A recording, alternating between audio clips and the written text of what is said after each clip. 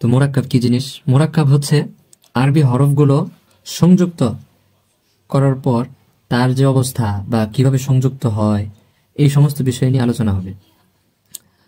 তো এই পূর্ণ বিষয়টাকে আমি 3টা ভাগে বিভক্ত করেছি। প্রথম ভাগে আমরা হরফ চেনার সহজ উপায়, এটাকে আমরা দেখব, মানে কিভাবে হরফগুলো সহজভাবে চেনা যায়। কারণ মোরাক্কাব মানে হচ্ছে সংযুক্ত করা।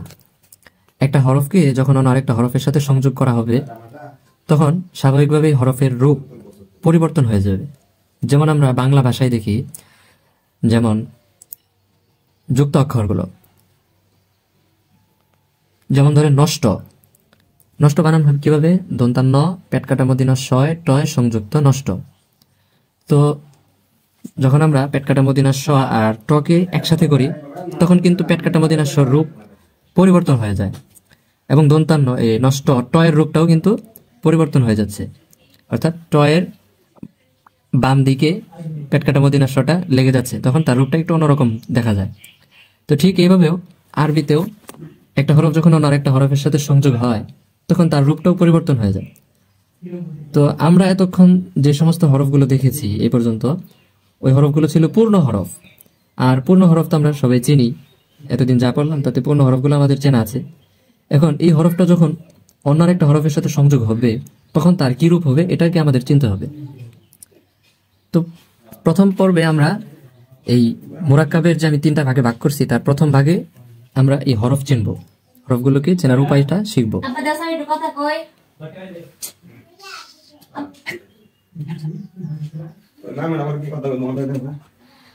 বর্তমানে এই 11টি হরফের সংযুক্ত নকশা থেকে আমরা 22টি হরফ শিখব। ডট ডট লেখায় হাত ঘোরায় ও শূন্যস্থান পূরণ করি। মানে ডট ডট বলতে এখানে দেখেন এই যে বা উপরে হরফগুলো লেখা আছে কালার কালার করে, আর নিচে দেখেন ফাঁকা ফাঁকা করে হরফ লেখা, মানে সাদা কালো কালি দিয়ে। তো এটাই বলছে যে ওই যে নিচের যে অংশটা, ওইটাতে হাত ঘোরায় আমরা হরফগুলো চিনব। তো হরফ চেনার সহজ উপায়ের মধ্যে ফার্স্টে নকশা আছে। এখানে কয়টি? এখানে এই যে প্রথম দ্বিতীয় এরকম করে 9টি নকশা আছে। 9টি নকশায় আমরা প্রথমে 22টি হরফ, 9টি নকশায় এই 22টি হরফ কিভাবে 22টি হরফ আমরা চেনার উপায় দেখব, কিভাবে চেনা যায়। প্রথম নকশায় বা হরফ শিখবো, মানে বা হরফ দিয়ে বায়ের নকশায় কয়টি হরফ হয়, বায়ের নকশায় কয়টি হরফ হয়? বায়ের নকশায় 5টি হরফ হয়।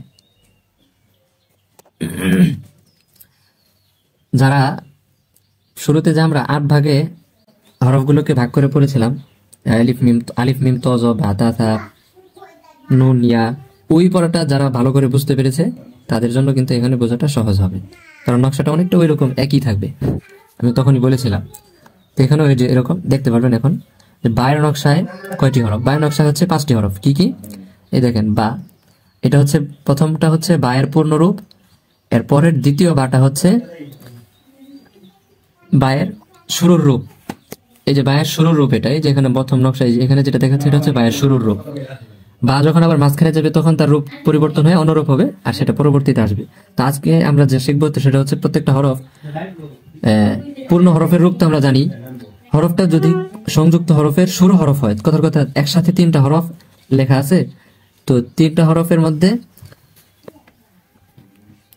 প্রথম যে হরফটা, সেই হরফটাকে আমরা কিভাবে চিনবো? দেখেন বা লিখতে গেলে, বা যদি আমরা সংযুক্ত ভাবে যদি একটা সংযুক্ত শব্দ দেখাই আমরা সামনে থেকে, তাহলে বুঝতে সহজ হবে। এই যে এখানে দেখেন সংযুক্ত হরফ, এটা এই যে দেখেন এটা হচ্ছে বায়ের শুরুরূপ। আমরা যে এখন যেটা পড়বো আর কি, যেটা হচ্ছে বায়ের শুরুরূপ, এই যে এটা। তো বা যখন লেখাটা শুরু হবে বায়, তখন এরকম দেখতে লাগবে, বাটাকে এরকম দেখতে লাগবে। আচ্ছা, আমরা আবার ওই জায়গায় যাই। তো এখানে ঠিক আমরা ওইরকমই দেখতে পাচ্ছি, বাটা এরকম দেখতে। তো এখন এখানে দেখা যাচ্ছে একটা জিনিস খেয়াল করেন, বা শুরুর রূপটা একরকম, বা শুরুর রূপ, তায়ের শুরুর রূপ, বায়ের শুরুর রূপ, তায়ের শুরুর রূপ, সায়ের শুরুর রূপ, নুনের শুরুর রূপ, ইয়ায়ের শুরুর রূপ, সবগুলো দেখতে একরকম। তাহলে আপনি পার্থক্য কিভাবে করবেন, যে কোনটা বা, কোনটা তা, কোনটা থা, কোনটা দাল, কোনটা নুন, কোনটা ইয়া, এটা আপনারা পার্থক্য কিভাবে করবেন? পার্থক্য করতে হবে আপনাদেরকে নোক্তা দিয়ে। আমরা প্রথম ঘন্টায় নোক্তা পড়েছিলাম, যে বায়ের নিচে 1 নোক্তা, তায়ের উপর 2 নোক্তা, থায়ের উপর 3 নোক্তা, নুনের উপর 1 নোক্তা, ইয়ার নিচে 2 নোক্তা, এইভাবে আমি পড়েছিলাম। ওই অনুযায়ী আমাদেরকে এই নোক্তার মাধ্যমে এই হরফগুলোকে চিনতে হবে।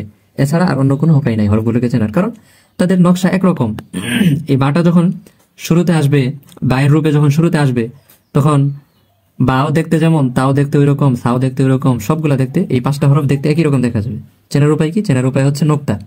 তো এই জন্য আমাদেরকে ওই নোক্তার কথাটা আমাদেরকে ভালোভাবে আয়ত্ত করে নিতে হবে, যে কোন হরফের নোক্তাটা কোন জায়গায় হয় এবং কয়টি করে হয়, কোন হরফের নোক্তা কয়টি এবং কোন জায়গায় হয়, এটা আমাদেরকে ভালো করে শিখতে হবে, তাহলে এখানে বোঝা সহজ হবে। তো এটা হচ্ছে বায়ের শুরুর রূপ। বা দিয়ে কয় হরফ বায়ের নকশায়? অর্থাৎ বায়ের নকশায় হচ্ছে 5টি হরফ, বা, তা, থা, নুন, ইয়া, যেটাকে আমরা বললে আমরা আর অন্যভাবে করেছি। যেমন এক দাঁত দিয়া কয়টি হরফ? এখানে কিন্তু দেখেন এটা একটা দাঁত, এটা একটা দাঁত ধরা যাচ্ছে, দাঁতের মতো, দাঁতের মতো না, এটা কিন্তু দাঁতের মতো। তো আমরা পড়ছিলাম যে এক দাঁত দিয়া 5 হরফ। এক দাঁত দিয়ে কয় হরফ? এক দাঁত দিয়া 5 হরফ। এক দাঁত দিয়া 5 হরফ কি কি? বা, তা, থা, নুন, ইয়া। তো এক দাঁত দিয়া 5টি হরফ চিনবো কিভাবে? চেনার উপায় হচ্ছে নোক্তা। বায়ের নোক্তা নিচে, বায়ের 1 নোক্তা নিচে, তায়ের 2 নোক্তা উপরে, থায়ের 3 নোক্তা উপরে, নুনের 1 নোক্তা উপরে, ইয়ার 2 নোক্তা নিচে। এইভাবে আমাদেরকে হরফগুলো চিনতে হবে। দ্বিতীয় নকশায় হচ্ছে গোলমাথা। গোলমাথা দিয়ে কয় হরফ? গোলমাথা দিয়ে হচ্ছে 2 হরফ। এখানে কিন্তু গোলমাথার কথাটা লেখা নাই, আমি যেভাবে করেছি সেভাবেই আপনাদেরকে বলছি চেনার সহজার্থে। এটা কিন্তু গোলমাথা, যদিও এখানে নকশাটা এই গোলমাথা কথাটা এখানে লেখা নেই, কিন্তু এখানে এটি বোঝাচ্ছে যে দ্বিতীয় নকশা ফা যেখানে আছে, দ্বিতীয় নকশায় গোলমাথা। তো গোলমাথায় হরফ শিখবো আমরা 2টি। তো দ্বিতীয় নকশায় গোলমাথা দিয়ে 2 হরফ, ফা এবং কফ। তো গোলমাথা যদি থাকে, এখন দুটোটাই তো গোলমাথা, শুরুর অংশ কিন্তু একরকম, এই দেখেন ফা, এই দেখেন কফ, একই রকম। তো চেনার উপায় কি? চেনার উপায় হচ্ছে নক্তা। বলেছিলাম যে ফায়ের নক্তা হবে 1টি, কফের নক্তা হচ্ছে 2টি। তারপর তৃতীয় নকশা।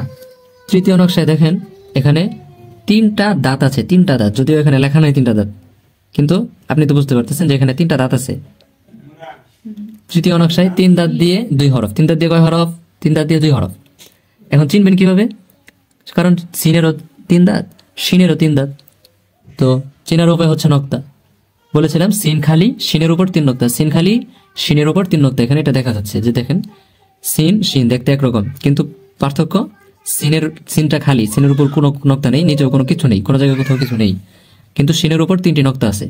এটা দেখেই বুঝতে হবে যে এটা শিন আর এটা সিন, এটা সিন এটা শিন, এটা আপনাদেরকে এইভাবে চিনতে হবে। তারপর হচ্ছে সদ। সদের নকশায় 2টি হরফ। সদ মানে এটা হচ্ছে প্যাট আর কি, বুঝছেন? এই প্যাট, এই অংশ দিয়ে, এটা দিয়ে হচ্ছে আপনার চতুর্থ নকশা, সদের নকশা, সদ মানে সদের পেট, এটা সদের পেট দিয়ে 2টি হরফ। আমরা যদি আরো সহজ করি তাহলে কিন্তু নকশা আরো কমে যায়। সদের এই পেটের নকশা দিয়ে 4টা হরফ পড়া যায়। কিভাবে? প্রথমত এই যে এইভাবে আর কি, কোনো কিছু না দিয়ে সদ খালি দদের উপর 1 নোক্তা, সদ এবং দদ, সদ খালি দদের উপর 1 নোক্তা। তারপর পঞ্চম নকশায় তয়ের হরফ শিখব। তয়ের ডিজাইনে, তয়ের নকশায় 2 হরফ, ত এবং জ। ত খালি জয়ের উপর 1 নোক্তা। তো একটু আগে যে আমি বললাম যে সদের নকশায় আসলে 4টা হরফ পড়া যায়, একটু খেয়াল করলে দেখবেন ত, স, দ, ত, জ, তাদের নকশাটা কিন্তু প্রায় এক। পার্থক্য কি? পার্থক্য হচ্ছে সদ দদের উপর কোনো লম্বা টান নেই, কিন্তু ত জয়ের উপর লম্বা টান আছে, এতটুকু শুধু পার্থক্য। তা আমি সদের উপর যদি একটা টান দিয়ে দিই, নকশার উপর যদি, নকশাটার উপর যদি, সদের নকশার উপর যদি একটা টান দিই, তাহলে কিন্তু এই যে এখানে যদি একটা টান দিই, আমি যদি লিখে দেখানো যেত তাহলে আপনাদের বুঝতে আরো সহজ হতো। যদি আমি এখানে যদি একটা টান দিই তাহলে কিন্তু এটা ত হয়ে যাচ্ছে। ঠিক অনুরূপভাবে এই দদের এই জায়গায় যদি একটা টান দিই তাহলে কিন্তু এটা ত জ হয়ে যাচ্ছে। তো এই জন্য আমি বললাম যে চতুর্থ এবং পঞ্চম নকশা এক নকশাতেই 4টি হরফ শেখা সম্ভব। তবে এটা যার যার ব্যাপার, যার কাছে যেভাবে সুবিধা লাগে সেভাবে শিখে নেবেন। সদের নকশায় 2 হরফ, সদ দদ, তয়ের নকশায় 2 হরফ, ত জ। তারপর ষষ্ঠ নকশা হচ্ছে হায়ের নকশা। হায়ের নকশাটা এখানে যেভাবে দিচ্ছে, আসলে এই নকশাটা এখানে ভুল হয়েছে। এই নকশাটা, এটা হচ্ছে আপনার শুরুর রূপ না, এটা হচ্ছে আপনার মাঝের রূপ। এটা ভুল করে এখানে শুরুর রূপের জায়গায় এখানে মাঝের রূপ দিয়ে দিচ্ছে। শুরুর রূপ হচ্ছে এই যে এটা হচ্ছে মাঝের রূপ, আর এটা হচ্ছে শুরুর রূপ। মনে রাখবেন, বারবার বলতেছি, এটা হচ্ছে মাঝের রূপ আর এটা হচ্ছে শুরুর রূপ। সুতরাং এই নকশায় আপনারা খেয়াল করবেন না, এই নকশাটা হচ্ছে মাঝের রূপ, এটা পরে আসবে। ষষ্ঠ নকশার এই নকশাটা ভুল। তো হায়ের নকশায় 3 হরফ। হায়ের নকশায় কয় হরফ? 3 হরফ। কি কি? হা খ জিম, হা খ জিম। চিনবেন কিভাবে? চেনার উপায় নোক্তা। হা খালি, খয়ের উপর এক নোক্তা, জিমের নিচে এক নোক্তা। ওই যে আমি শুরুতেই বলেছিলাম যে জিমের পেটে নোক্তা না, নোক্তাটা হবে জিমের নিচে। এখানে দেখছেন শুরু, মানে এটা কিন্তু শুরু রূপ। এখানে কি আর জিমের পেটের মধ্যে কোনো নোক্তা আছে? পেটে কোনো নোক্তা নেই, নোক্তা হচ্ছে জিমের নিচে। সুতরাং আমাদের এই কথাটা এভাবে যদি আমরা শিখি যে জিমের পেটে এক নোক্তা, তাহলে আমাদের ভুল হবে। জিমের পেটে এক নোক্তা হয় না, নোক্তাটা জিমের নিচেই হয়। তো এইভাবে আপনারা শিখবেন। তো হা খালি, খয়ের উপর এক নোক্তা, জিমের নিচে এক নোক্তা। আর আর কি বললাম? ষষ্ঠ নকশার এই যে নকশার যে নকশাটা দিয়েছে এখানে শিরোনামের মধ্যে, এই নকশাটা ভুল। এটা হচ্ছে মাঝের নকশা, এটা শুরু নকশা না, এই কথাটা মনে রাখবেন। তারপর সপ্তম নকশা। সপ্তম নকশা হচ্ছে আইনের মাথা দিয়ে। এখানে এই যে আইনের মাথাটা, যে এই আইনের মাথাটা, এটাও ভুল দিছে। এই আইনের মাথাটা এটা এইভাবে হবে না, এটা এটা হচ্ছে মাঝের নকশা। অর্থাৎ আইনটা যখন কোনো শব্দের মাঝে চলে যাবে তখন এইভাবে লেখা হবে, আর কোন শব্দের শুরুতে যখন থাকবে তখন এই নকশা হবে। এই কথাটা ভালোভাবে মনে রাখবেন। এই যে আগে একটা বললাম এটাও ভুল, এখানে বললাম এটাও ভুল। এটা শুরুর নকশা না, এটা হচ্ছে মাঝের নকশা। আর এখানে আমরা পড়তেছি মাঝের নকশা না, এখানে আমরা পড়তেছি শুরুর নকশা। মনে রাখবেন আমরা শুরুর নকশা পড়তেছি। তো শুরুর নকশা হচ্ছে এটা, এটা হচ্ছে শুরুর নকশা, আর এটা হচ্ছে মাঝের নকশা। তো সপ্তম নকশায় আমরা দুইটি হরফ শিখবো, আইন এবং গইন। আইন গইন দেখতে একই রকম, সেম একরকম, শুধু নক্তা ছাড়া আইন আর নক্তা দিলেই গইন, ব্যাস। 8 নাম্বার, অবশিষ্ট সংযুক্ত নকশাগুলো লাম, কাফ, হা, মিম। হরফ শিখবো 4টি, যে এটা লেখার ক্ষেত্রে কিরকম রূপে আসে, কি রূপে আসে। এটা একদম সহজ। এখানে দেখেন লাম, এটা একটু জটিল এই বিষয়টা। লাম, লাম এবং কাফ একটু, কাফ তো সহজে, তবে লামটা একটু জটিল। কেননা আপনারা অনেক সময় দেখবেন লাম এবং আলিফের মধ্যে পার্থক্য করাটা আপনাদের জন্য কষ্ট হবে। মনে রাখবেন একটা কথা, লাম এবং আলিফ চেনার উপায় হচ্ছে, মানে সংযুক্ত অবস্থায় লাম এবং আলিফ চেনার উপায় হচ্ছে, লাম সর্বদাই তার বামের হরফের সাথে এই যে এভাবে মিলবে, এভাবে মিলবে। আমি সামনে থেকে একটা শব্দ দিয়ে দেখাই, তাহলে বুঝতে আরো সহজ হবে। মুরাক্কাব, লাম মুরাক্কাব।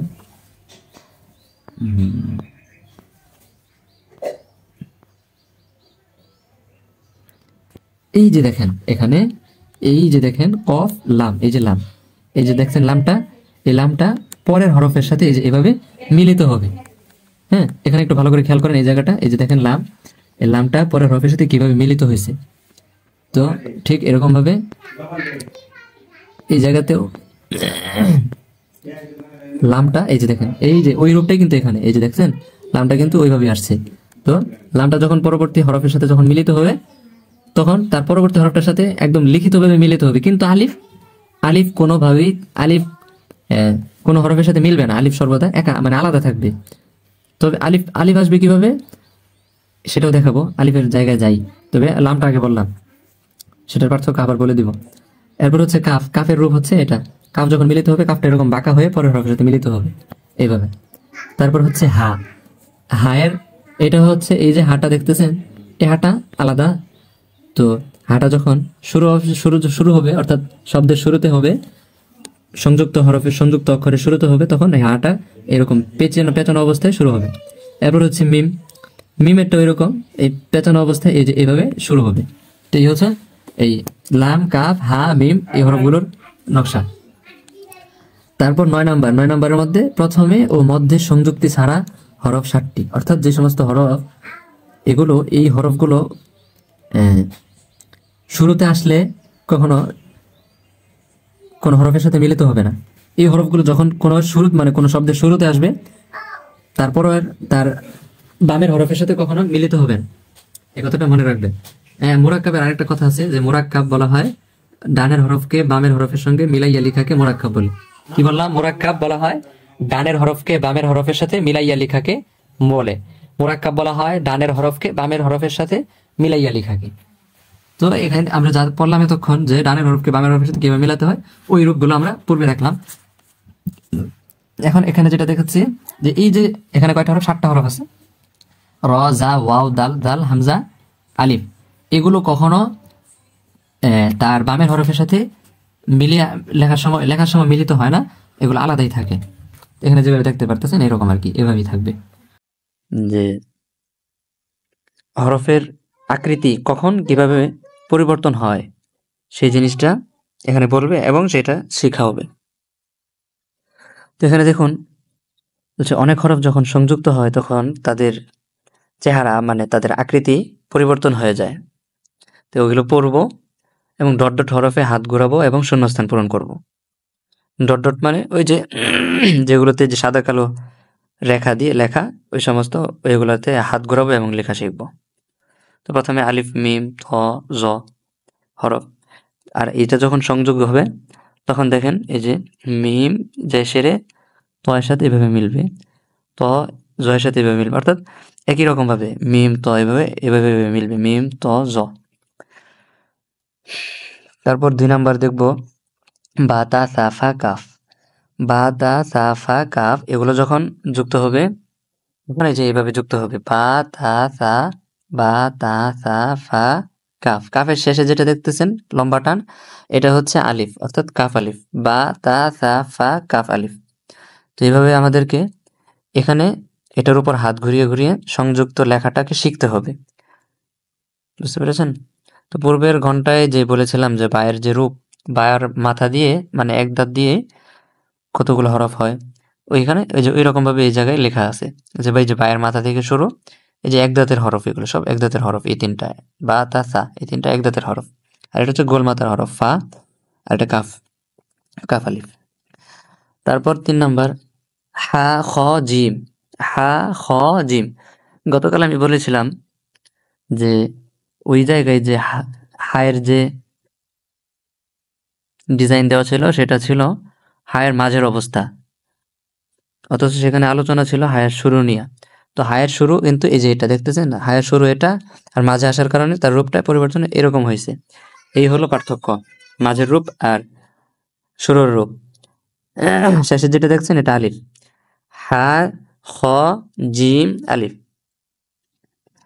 তারপর 4 নাম্বার র জা ওয়াও দাল জাল। এই হরফগুলো একটি হরফ অন্য হরফের সাথে মিলে না, অর্থাৎ কোন ক্ষেত্রে মিলে না, যে এগুলোর পরের হরফের সাথে মিলে না, অর্থাৎ বাম দিকে এই যে র জা ওয়াও দাল দাল এই 5টা হরফ তার বাম দিকে যে হরফ থাকবে ওই হরফের সাথে মিলবে না। এ হলো 4 নাম্বার। তো 5 নাম্বার হচ্ছে সিন শিন সদ বদ। তো সিন শিন সদ বদ লেখার ডিজাইন হচ্ছে এটা। তো বলেছিলাম সিন শিন এগুলো হচ্ছে 3 দাঁতের হরফ। তো এখানে দেখেন এই যে 3টা দাঁত উঠছে, কিন্তু 3টা, এই যে 1টা 2টা 3টা, এই যে 3টা দাঁত উঠছে। তো সিন শিন সদ দদ এভাবে এই যে এটার উপর হাত ঘুরিয়ে ঘুরিয়ে এটাও মিলানোর লেখা শিখবেন মোরাক। ঠিক এরকম ভাবে 6 নাম্বার নুন কফ লাম।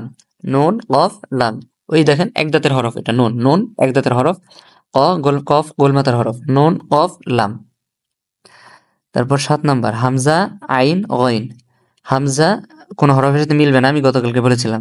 হামজা কোন হরফের সাথে মিলে নাই, কিন্তু এই যে হামজা তারপর হরফের সাথে কিন্তু মিলছে না, কিন্তু ঠিকই আইন এবং গইন সেটা একটার একটার পর হরফের সাথে মিলবে।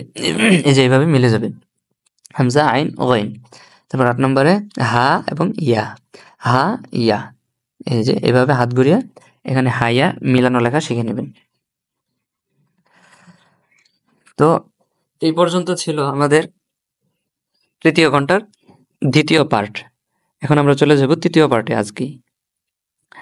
এটা হচ্ছে যে তৃতীয় পার্ট, মোরাক্কাবের তৃতীয় পার্ট। এখানে আমরা দেখব যে শব্দের প্রথমে, মাঝখানে এবং শেষে আরবি 29টি হরফের চেহারা মানে রূপ, ওই শুরুতে যে বলেছিলাম সেটা এখানে বিস্তারিতভাবে বলবে আর কি।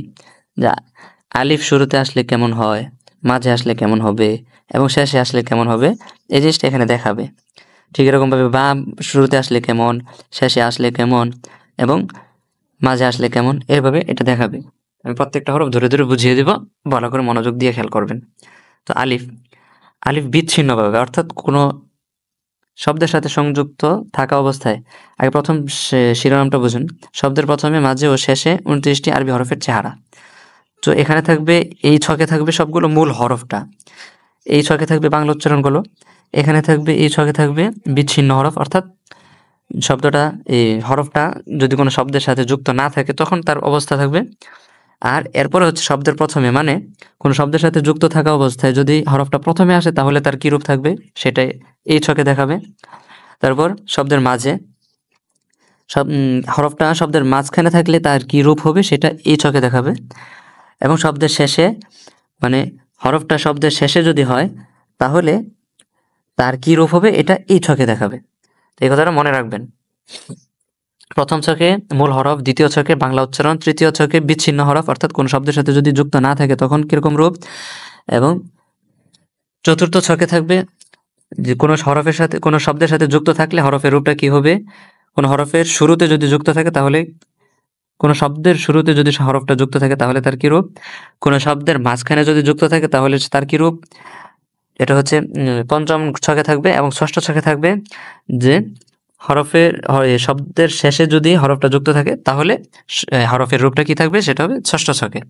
তো দেখুন, আলিফ মূল হরফ, আলিফ বাংলা উচ্চারণ আলিফ, বিচ্ছিন্ন হরফ এরকম শব্দের প্রথমে আসলে এরকম হবে, আর শব্দের মাঝখানে যদি আসে তাহলেও এরকম, এবং শব্দের শেষে আসলেও একই রকম। অর্থাৎ বলেছিলাম যে আলিফটা তার বামের হরফের সাথে মিলতে পারে না, তার ডানের হরফের সাথে শুধু মিলে আসে লেখার ক্ষেত্রে।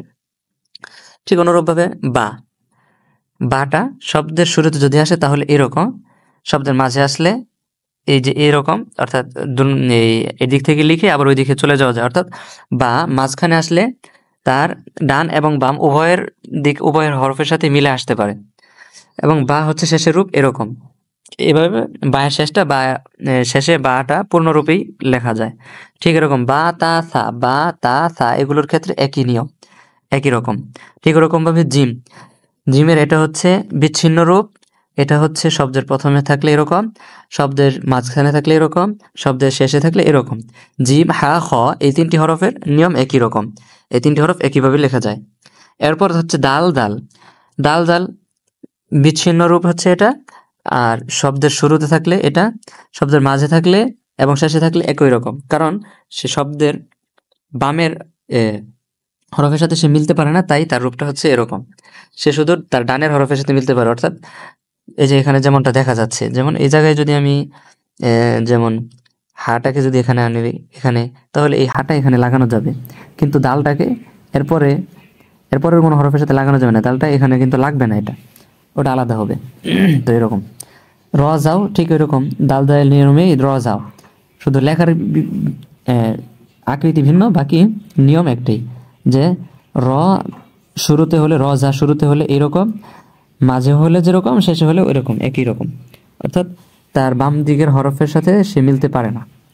তারপর হচ্ছে সিন এবং শিন, দুটোটা একই রকম তিন দাঁতের ক্ষেত্রে। শিন শুরুতে থাকলে এরকম হবে, মাঝখানে থাকলে এরকম হবে, শুধু দাঁত থাকবে, এবং শেষে থাকলে তার পূর্ণ রূপটাই চলে আসবে। আরেকটা কথা মনে রাখবেন সবসময়, যে প্রত্যেকটা হরফই শেষে আসলে তার পূর্ণরূপ দেখা যাবে, শেষে কোনো শব্দের শেষে হরফটার পূর্ণরূপ পাওয়া যাবে। শুধু শুরুতে এবং মাঝখানে কোনো কোনো হরফের ক্ষেত্রে পরিবর্তন হয়, যেমন সিনের অর্ধেক রূপ দেখা যাচ্ছে এখানে, শুরুতে আসলে অর্ধেক রূপ, আর মাঝে আসলে শুধু তার তিনটা দাঁত থাকবে, আর কোনো কিছুই না। তো সামনে যখন অন্য শব্দ দিয়ে উদাহরণ দিবে তখন বুঝতে আরো সহজ হবে। আমরা তারপরে পৃষ্ঠায় যাই। তারপরে হচ্ছে সদের ক্ষেত্রেও একই নিয়ম। এই যে এটা হচ্ছে সদের বিচ্ছিন্ন রূপ, এটা হচ্ছে শব্দের প্রথমে যদি সদ আসে তাহলে তার রূপ, আর এটা হচ্ছে শব্দের মাঝে আসলে তার রূপ। শব্দের মাঝে এবং শুরুতে প্রায় বলতে গেলে কি, শুধু অন্য হরফের সাথে মিলার ক্ষেত্রে এরকম হয়, আর শেষে আসলে তার পূর্ণরূপ দেখা যাবে। এরকম ওই যে বললাম না, প্রত্যেকটা হরফই কিন্তু তার শেষের রূপটা পূর্ণরূপ দেখা যাবে, শেষেরটা মানে শেষে আসলে, শব্দের শেষে আসলে তার পূর্ণরূপ দেখা যাবে। ত এবং জয়ের ক্ষেত্রেও একই রকম, শুরুতে এরকম, শেষে মাঝে এরকম, শেষে হচ্ছে এরকম। তারপর আইন এবং গইন, শুরুতে শুধু আইন এবং গইনের মাথাটা দেখা যাবে, আর শব্দের মাঝখানে আসলে একটু গোল মাথার মতো, আসলে কিন্তু এটা গোল না, এটা একটু কোনাকনির মতন হয় আইন গইনের ক্ষেত্রে, আমি আগেই বলেছিলাম এটা। আর শেষে আসলে পূর্ণরূপ দেখা যাবে। ঠিক এরকম ফা কফ এই দুটোর ক্ষেত্রেও একই নিয়ম, শুরুতে আসলে এই রূপ, মাঝে আসলে এই রূপ, এবং শেষে আসলে এই রূপ। এগুলো এখানে দেখতেছেন যেরকম, এভাবে কিন্তু আপনাদেরকে লিখে লিখে শিখতে হবে, এরকম ভাবে এখান থেকে দেখে লিখে লিখে শিখতে হবে। তারপর কাফের রূপ হচ্ছে এটা, শুরুর রূপ, মাঝের রূপ এবং শেষের রূপ। লাম শুরুর রূপ, মাঝের রূপ শুধু একটা টান, উভয় দিক থেকেই সে মিলতে পারবে হরফের সাথে, আর শেষে হচ্ছে এরকম পূর্ণরূপ দেখা যাবে। মিম, এটা হচ্ছে মিমের শুরুর রূপ, এটা মাঝের রূপ, এটা এবং শেষের রূপ। তারপর নুন, ওই যে এক দাঁতের যে নিয়ম, ওই নিয়মই, ওইরকম ভাবেই নুন এভাবে হবে। তারপর ওয়াও, শেষের যেরকম মাঝে ওই রকম থাকবে, কেননা ওয়াওটা তার বাম দিকের হরফের সাথে মিলতে পারবে না, এই জন্যই ওয়াওটা মাঝে এবং শেষে দেখতে একরকম দেখবেন। শব্দের মাঝে যেরকম শব্দের শেষে একই রকম দেখা যাবে। হা, হা শুরুতে থাকলে এরকম, মাঝে থাকলে এরকম এবং শেষে থাকলে এরকম। হামজা, হামজাটা এই যে এখানে যেভাবে দেখছেন ওই এক দাঁতের উপর হামজা দিয়ে কিন্তু এভাবে লেখা যায়। হ্যাঁ, এক দাঁতের উপর এভাবে, আবার অনেক সময় দেখবেন আলাদাও থাকতে পারে। এই যে আবার এখানে শেষে দেখতেছেন যে ইয়ার উপরে হামজাটা দেওয়া, অনেক সময় দেখবেন ইয়া থাকবে না, ইয়া ছাড়া শুধু হামজা দিয়ে কিন্তু শেষে এরকম হবে। শেষের দুইটা রূপ হয়, শেষের দুইটা রূপ বলতে এই যে এটা যে রূপ এরকম কিন্তু শেষেও এরকম হয়। এখানে তো ইয়া দিয়ে দেখাইছে, অনেক সময় ইয়া থাকবেও না, ইয়া ছাড়া এইভাবেই থাকবে ইয়া এর রূপে।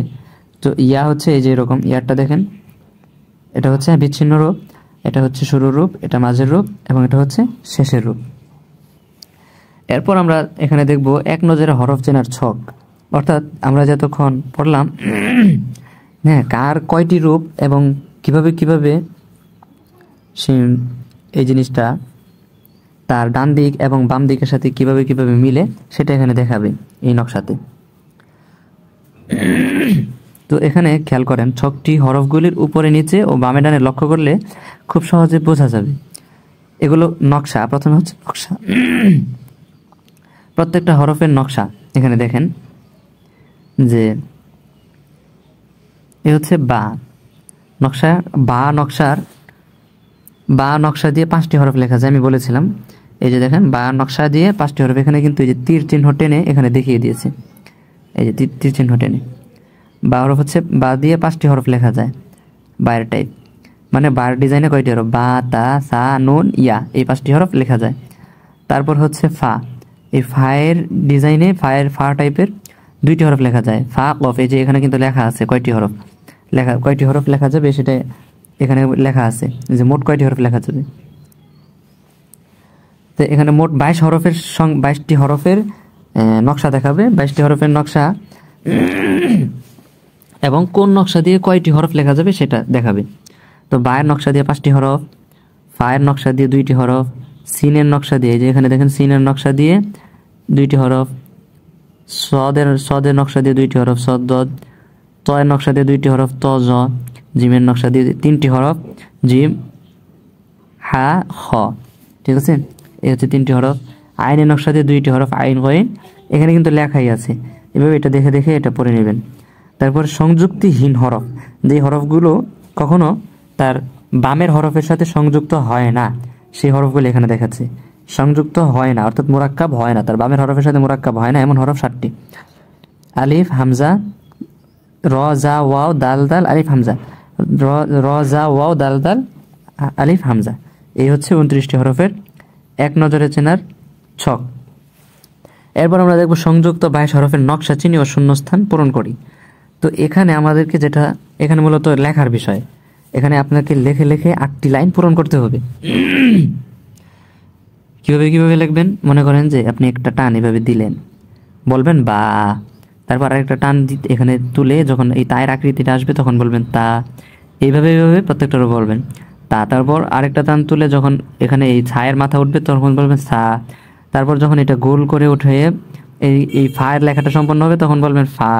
আর যখন কাফটা পরিপূর্ণভাবে লিখে ফেলবেন তখন বলবেন কাফ। এভাবে বা, তা, সা, ফা, কাফ, এইভাবে বলে লিখবেন। তো এটা হচ্ছে 22 হরফের নকশার প্রথম ভাগ। 22 হরফের নকশার প্রথম ভাগ। প্রথম ভাগে কয়টি হরফ পড়লাম, বা, তা, সা, ফা, কাফ, 5টি হরফ। প্রথম ভাগে 5টি হরফ। তারপর দ্বিতীয় ভাগ, সংযুক্ত 22 হরফের নকশা চিনে শূন্যস্থান পূরণ করে এর দ্বিতীয় ভাগ। দ্বিতীয় ভাগে কয়টি হরফ আছে, হা, খ, জিম, সিন, শিন, সদ, দদ, হা, খ, জিম, সিন, শিন, সদ, দদ, 7টি হরফ। দ্বিতীয় ভাগে হচ্ছে 7টি হরফ। তারপর সংযুক্ত 22 হরফের নকশার তৃতীয় ভাগ। তৃতীয় ভাগে আপনাকে দেখাবে যে একসাথে 10টি হরফ কিভাবে লেখা যায়, মানে একই নকশাতে কোনো না ভেঙে 10টি হরফ কিভাবে লেখা যায়। দেখেন, নুন, কফ, লাম, আইন, গইন, হা, ইয়া, ত, জ, মিম। এখানে বাংলাতেও লেখা আছে, আমি বলে দিলাম। নুন, কফ, লাম, আইন, গইন, হা, ইয়া, ত, জ, মিম। তৃতীয় ভাগে হচ্ছে 10টি হরফ। তারপর তৃতীয় ভাগ, এই যে এখানে এক নজরে পুরোটাকে নিয়ে আসছে, যে প্রথম ভাগ, দ্বিতীয় ভাগ, তৃতীয় ভাগ, প্রথম ভাগ, দ্বিতীয় ভাগ, তৃতীয় ভাগ। আপনাকে এইভাবে এই সবগুলো হরফ মানে অর্থাৎ 22টি হরফের নকশা, 22টি হরফ একসাথে লিখবেন। এখানে 22টি হরফ আছে, বা তা সা ফা কাফ হা খ জিম সিন শিন সদ দদ নুন কফ লাম আইন গইন হা ইয়া ত জ মিম। এখানে মোট 22টি হরফ আছে, কিন্তু এই যে পড়লাম আমি 22টি হরফ, এই 22টি হরফ একসাথে লেখার নকশা হয়ে যাবে, বুঝছেন? তো এইভাবে এখানে এই জিনিসটা দেখে দেখে দেখে লেখা শিখবেন, এই 6টি লাইন পূরণ করবেন। আর বাকি 7টি হরফ তার বামের হরফের সাথে যুক্ত হয় না, সেটাও এখানে বলে দিচ্ছে আবার, যেগুলো আলাদা আলাদা প্র্যাকটিস করে নেবেন। এরপর হচ্ছে আমাদের অনুশীলন। তো অনুশীলনের মধ্যে দেখবেন, এটা হচ্ছে 3 নাম্বার অনুশীলন। তৃতীয় অনুশীলনে এখানে এতক্ষণ যা পড়লেন, যে আপনি যে হরফগুলো হরফগুলো যে চিনলেন, মানে কোন হরফের শুরু অংশ দেখে চিনার উপায় জানছেন, মাঝের অংশ দেখে চিনার উপায় জানছেন, শেষের অংশ দেখে চিনার উপায় জানছেন। তো এইভাবে আপনাকে এখানে দেখে দেখে বুঝতে হবে যে কোনটা কি হরফ, এবং এখানে লিখতে হবে। তো এখানে আপনাদেরকে এই শূন্যস্থানগুলো পূরণ করতে হবে এবং লিখতে হবে। এখানে চিনে চিনে লিখবেন যে এটা বা, আর বলে বলে লিখবেন, বলবেন। যেমন লিখতেছেন বা, লিখতেছেন বলবেন বা, লিখতেছেন তা বলবেন তা, এভাবে এই শূন্যস্থানগুলো পূরণ করবেন। তো এরকম এই অনুশীলনের পৃষ্ঠা হচ্ছে মোট 2, এই 2 পৃষ্ঠা হচ্ছে অনুশীলন। এই যে এই 2 পৃষ্ঠা অনুশীলনগুলো আপনারা পূরণ করে নেবেন। তো তৃতীয় ঘন্টা এখানেই শেষ হবে, দেখা হবে সামনের ক্লাসে। আসসালামু আলাইকুম রহমতুল্লাহ।